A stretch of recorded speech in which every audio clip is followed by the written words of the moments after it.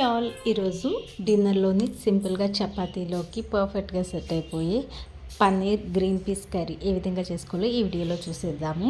So దీనికోసం ముందుగా 2 onions, పచ్చిమిర్చి, అలానే టమాటా ముక్కల్ని కట్ చేసి పక్కన పెట్టుకోవాలి. ఆ తర్వాత స్టవ్ వెలిగించుకొని కడాయి పెట్టుకుని ఆయిల్ వేసి ఆయిల్ హీట్ ఎక్కిన తర్వాత ఉల్లిపాయలు, పచ్చిమిర్చి, అలానే అల్లం వెల్లుల్లి పేస్ట్ యాడ్ చేసుకొని అవి వేగిపోయిన తర్వాత ముందుగా కట్ చేసి పెట్టుకున్న టమాటా ముక్కలు, అలానే కడిగి పెట్టుకున్న గ్రీన్ పీస్ కూడా యాడ్ చేసుకొని సరిపడా ఉప్పు యాడ్ చేసుకొని కలిపేసుకొని మూత పెట్టుకోవాలి. టమాటాలు, గ్రీన్ పీస్ కొద్దిగా మగ్గిపోయిన తర్వాత అందులోని పసుపు, కారం, అలానే గరం మసాలా యాడ్ చేసుకోవాలండి. యాడ్ చేసుకున్నాక అవి పచ్చివాసన పోయిన తర్వాత కొంచెం వాటర్ యాడ్ చేసుకోవాలి. ఆ వాటర్ కొంచెం బాయిల్ అయిపోయిన తర్వాత అందులోని ముందుగా స్మాష్ చేసి పెట్టుకున్న పన్నీరు, అలానే కొంచెం కొత్తిమీర కూడా యాడ్ చేసుకొని అంతా ఒకసారి కలిపేసుకొని ఒక 5 minutes ఆఫ్ చేసుకుంటే paneer green peas curry ready.